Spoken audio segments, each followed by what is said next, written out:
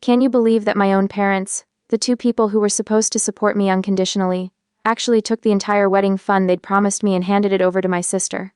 And their reason. She deserves it. Just like that. Poof, my dream wedding gone. Was I wrong for what I did next, for letting my fiancé unleash a storm they never saw coming? Tell me, honestly, if you would have done the same thing. It all started, as most of my life's dramas tend to, with my sister Clara. Clara, the golden child, the perpetually struggling artist, the one who I always needed more help, more attention, more money. From the moment we were little, it was clear who held the favored spot in our parents' eyes. I was the responsible one, the academic achiever, the one who quietly got things done. Clara was the bright, chaotic comet, leaving a trail of beautiful messes that Mom and Dad were always eager to clean up. I learned early on not to ask for much, to be self-sufficient, because whatever resources were available, Clara usually had first dibs. This wasn't a huge issue when we were kids, just a quiet understanding I developed. But it festered, a tiny splinter under my skin, waiting for the right moment to inflame. My fiancé Alex entered my life like a burst of sunshine after years of mild, overcast skies. He was everything I wasn't: boisterous, unapologetically confident, and fiercely protective of me. We met at a volunteer event, ironically, one I'd roped Clara into, who predictably spent most of her time charming everyone while I did the actual heavy lifting. Alex saw through it all. He saw me. He saw how I often downplayed my own achievements, how I always put others first, how I deflected praise. He was the first person who ever made me feel truly seen, truly valued, not for what I could do for others but just for being me. Our relationship blossomed quickly. We moved in together, a tiny apartment that felt like a palace because it was ours. We built a life, brick by brick, filled with laughter, shared dreams, and an unwavering mutual respect. And then after 3 wonderful years, he proposed. It wasn't a grand, public spectacle. It was quiet, intimate, just us in our living room, surrounded by takeout containers and the comfortable silence of a shared evening. He got down on one knee, his eyes shining, and asked me to be his wife. I, of course, said yes, tears streaming down my face. It was perfect. We immediately started making plans, even though we knew a big wedding would be a stretch financially. We both had decent jobs, but we were also saving for a house down payment. Still, a wedding was important to us. We dreamed of a day where all our loved ones could gather, celebrate our commitment, and witness the beginning of our forever. That's when my parents stepped in. Darling, my mom said over a Sunday dinner that felt surprisingly pleasant, your father and I have been discussing it, and we want to help with the wedding. We've set aside a fund for you, to give you the beautiful day you deserve. My heart swelled. It wasn't just the money, though that was a huge relief. It was the gesture. It was a sign I thought that maybe, just maybe, things were shifting. Maybe they were finally seeing me, acknowledging my milestone, investing in my future. They specified the amount: $25,000. It wasn't enough to cover everything, but it was a substantial portion. Enough to make our dream venue a reality, enough for a proper photographer, enough for me to finally feel like I wasn't just settling. Alex was thrilled too. He was always wary of accepting help from anyone, especially my parents, because he'd witnessed firsthand how their generosity towards Clara often came with invisible strings attached. But this felt different. This felt like a genuine gift, a celebration of our union. We spent months meticulously planning. We found the perfect venue, a charming old barn with string lights and a sprawling green lawn. We picked out invitations, debated flower arrangements, tasted cakes until we were practically vibrating with sugar. I found my dress, a simple, elegant A-line gown that made me feel like the most beautiful woman in the world. Every decision, every tiny detail was a source of immense joy and excitement. Alex was involved in every step, offering his opinions, making me laugh when I got overwhelmed, reminding me that the most important thing was that we were getting married. We talked about our future, our hopes, our dreams. The wedding fund, though still in my parents' possession, felt like a tangible representation of their blessing, a foundation for our new life together. Then came the call. It was a Tuesday evening, just 3 months before the wedding. My mom sounded strained, her voice tight with an emotion I couldn't quite place. Can you and Alex come over this weekend? We need to talk. My stomach dropped. I knew that tone. It was the Clara is in trouble again tone. Alex, ever perceptive, noticed my immediate anxiety. What's up? He asked, putting an arm around me. I don't know, I mumbled, but I have a bad feeling. That bad feeling amplified 100-fold when we sat down in their living room. My dad was unusually quiet, his eyes fixed on the coffee table. My mom started wringing her hands. Clara's hit a bit of a rough patch. Here we go, I thought, bracing myself. Her art studio, the lease is up, and she hasn't made enough sales to renew it. And her landlord is threatening eviction. She's really struggling, darling, she's heartbroken. I listened, my face carefully neutral. Clara, struggling, was practically her default state. She was always on the verge of a breakthrough, always needing just a little more to push her over the edge. But this time, the stakes seemed higher. She needs about $20,000 to secure a new studio space and keep her business afloat. My mom continued, her voice softening with pity. She's so passionate about her art, you know how important it is to her. I nodded, numbly. Yes, I knew. I also knew that Clara's passion rarely translated into actual profit. and that her business mostly consisted of abstract paintings that no one but my parents ever seemed to buy. Then came the gut punch. So, your father and I, my mom said, taking a deep breath, we've decided to give her your wedding fund. The words hung in the air, heavy and suffocating. My wedding fund. The $25,000 they'd promised me gone. Just like that. For Clara. My breath hitched. I felt a cold wave wash over me, quickly followed by a searing hot anger that I rarely allowed myself to feel. Alex, sitting beside me, stiffened. I could feel his gaze on me, a silent question. You what? I finally managed to stammer, my voice barely a whisper. My mom looked at me, a flicker of defensiveness in her eyes. Darling, she needs it. Her dream, her livelihood, it's all on the line. You two are stable. You have good jobs. You can still have a lovely wedding, just on a smaller scale. Smaller scale. My dream wedding, meticulously planned, joyfully anticipated, reduced to a smaller scale, because Clara's landlord was threatening eviction. My dad finally spoke, his voice gruff. Your sister deserves a chance to pursue her passion. You'll understand someday. Deserves it. The phrase echoed in my head, a cruel taunt. Deserves it. Did I not deserve the wedding they'd promised me? Did Alex and I not deserve to start our married life without this immense financial burden suddenly dumped back into our laps? My vision blurred with unshed tears, but I refused to let them fall. Not in front of them, not for Clara. Alex, who had been silent until now, finally spoke, his voice low and dangerously calm. So you're telling us that the money you explicitly earmarked for our wedding, money we've been counting on, is now being diverted to Clara to bail her out of another one of her self-created crises? My mom flinched at his tone. It's not a bailout, Alex. It's an investment in her future. An investment you're making with our future. Alex retorted, his voice rising slightly. With the future of your own daughter, by effectively stealing her wedding fund. My dad finally looked up, his face reddening. Watch your tone, young man.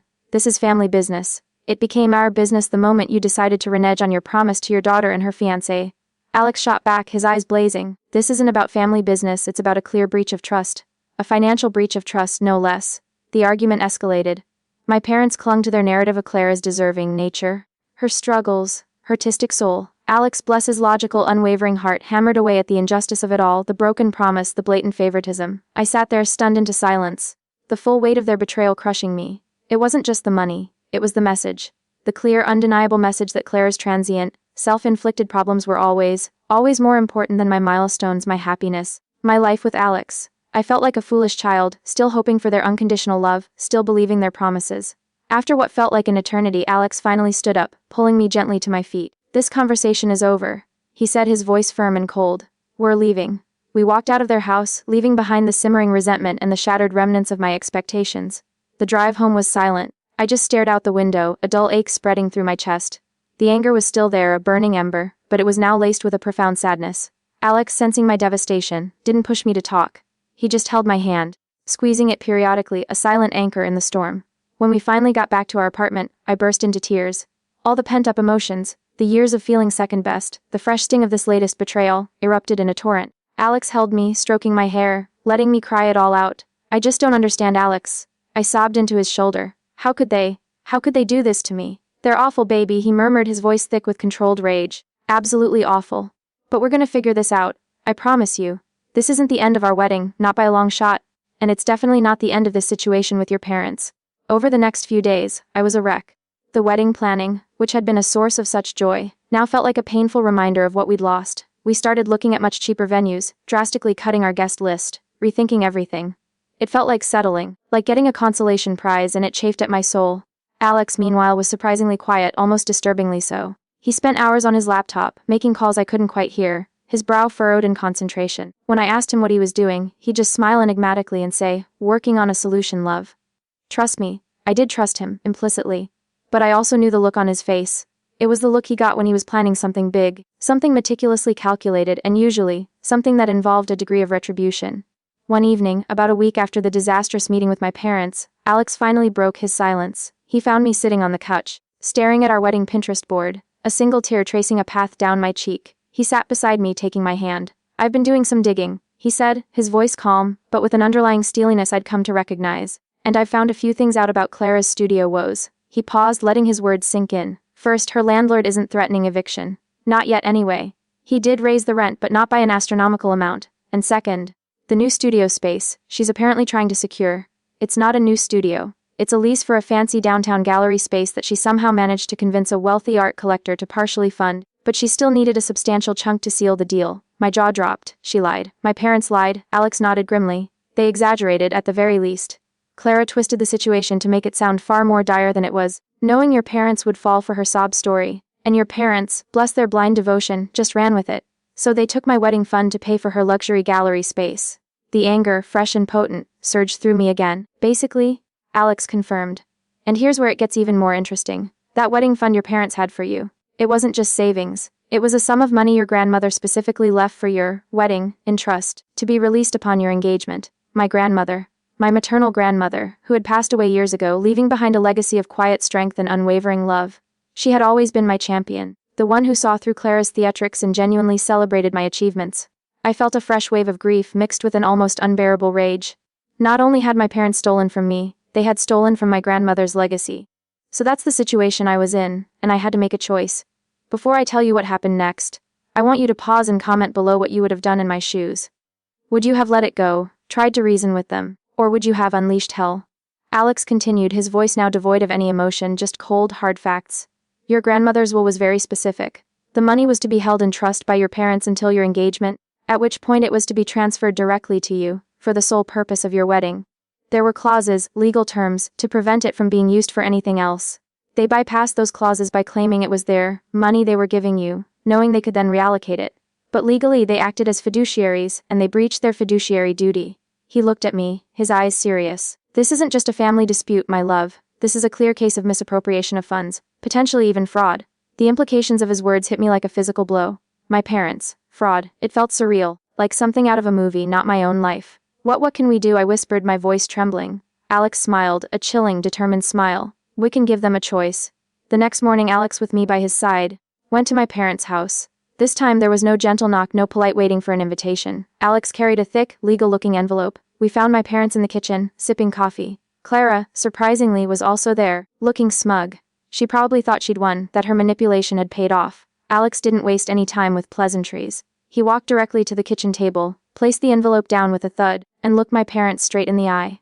Good morning, he said, his voice like ice. We're here to discuss the return of your daughter's wedding fund. My mom scoffed. Alex, we've already been over this. That money is for Clara's future. No, it's not. Alex corrected, his voice cutting through her words like a knife. That money, $25,000, was explicitly bequeathed to your daughter for her wedding, by her grandmother. It was held in trust by you too, and you have illegally misappropriated it. My parents' faces went white. Clara, for the first time, looked genuinely surprised. What are you talking about? My dad stammered, trying to regain some composure. Alex opened the envelope and pulled out a stack of documents. He laid them out on the table. I'm talking about a copy of your mother's will, specifically the clause regarding the trust for my name's wedding. I'm talking about legal documentation of the fund's existence, and the fact that it was never officially transferred to my name as per the will's instructions. And I'm talking about a letter from our lawyer, outlining the charges of fiduciary duty breach, misappropriation of funds, and potential fraud. He let the words sink in, watching their reactions with an almost scientific detachment. My mom gasped, covering her mouth with her hand. My dad's face was a mixture of shock and fury. Clara just stared at the documents, her smug expression slowly dissolving into something akin to fear. You have exactly 72 hours, Alex continued, his voice unwavering, to return the full $25,000 to a new joint account that my name and I have opened, specifically for the wedding. If the funds are not in that account by the end of 72 hours, precisely 3 days from now, we will be filing a formal lawsuit. And believe me, the legal fees alone will far exceed $25,000, not to mention the public humiliation for all of you, and the potential criminal charges. My dad finally erupted. You wouldn't dare! We're your family! You forfeited the right to claim that when you stole from your own daughter and attempted to derail her wedding for the sake of her perpetually irresponsible sister. Alex shot back, his eyes narrowing. Family doesn't steal from each other, especially not from a dying grandmother's legacy. This isn't a threat, it's a promise. We have the legal standing, we have the proof, and we are not backing down. Clara, suddenly finding her voice, screeched, You can't do this! That money is for my gallery, my dream! Alex turned his piercing gaze to her. Your dream doesn't supersede the law, Clara. Nor does it excuse your parents' illegal actions. You are complicit in this. By the way, misleading your parents to acquire funds meant for someone else. He then turned back to my parents. The clock starts now, you have 72 hours. Choose wisely. We left their house in a similar fashion to the last time, but this time the air was crackling with tension, not just disappointment. I was shaking, a strange mix of fear and exhilaration. I had never seen Alex quite like that. He was a force of nature, protecting me with an unwavering resolve that took my breath away. For the first time in my life I felt truly defended. The 72 hours were agonizing. My phone blew up with calls from my parents, ranging from furious accusations. How could you do this to us? To desperate please, please, darling, don't let him do this. Clara even called, crying, trying to manipulate me into dropping the ridiculous lawsuit. I ignored them all, relying on Alex's advice to let him handle everything. He told me to stay strong, to remember why we were doing this, and to not let them pull me back into their emotional blackmail. As the deadline approached, the calls became more frantic. Finally, on the evening of the third day, just a few hours before the 72-hour mark expired, Alex received a text message. It was a screenshot from our bank account. $25,000 transferred. My parents had caved. The relief that washed over me was immense. It wasn't just about the money, though that was a huge weight off our shoulders. It was about the principle. It was about standing up for myself, something I had rarely done throughout my life. It was about having a partner who would fight for me, who would draw a line in the sand and ensure that I was no longer taken for granted. My wedding, our wedding, went ahead as planned. It was everything I had dreamed of and more. Every detail felt imbued with a deeper meaning, a testament to the battles we had fought and won together. My parents and Clara were there, of course, but their presence was strained. They offered polite smiles, kept their distance, and spoke in hushed tones. The dynamic had irrevocably shifted. The golden child narrative had been shattered, at least for now. Since then, my relationship with my parents has been distant, to say the least. They still occasionally try to guilt-trip me, but Alex is always there, a solid wall between their manipulation and my peace. Clara eventually did get her gallery space, but it was on her own dime, or with the help of that wealthy collector she'd initially charmed. Our wedding fund never touched her dream again. Looking back, I have no regrets. What Alex did, what we did, was necessary. It was a wake-up call, not just for my parents, but for me. It taught me the importance of boundaries, of valuing myself enough to demand what I deserve. This story, in a way, isn't just about a wedding fund. It's about finding your voice, about realizing you're worth fighting for, and about having someone in your corner who will fight alongside you, no matter what. So like this video if you were on my side, if you think Alex and I did the right thing. Subscribe for more stories like this, where truth and justice, even in family dramas, eventually prevail. And please share your final thoughts on this whole mess in the comments section. I'll see you all in the next story.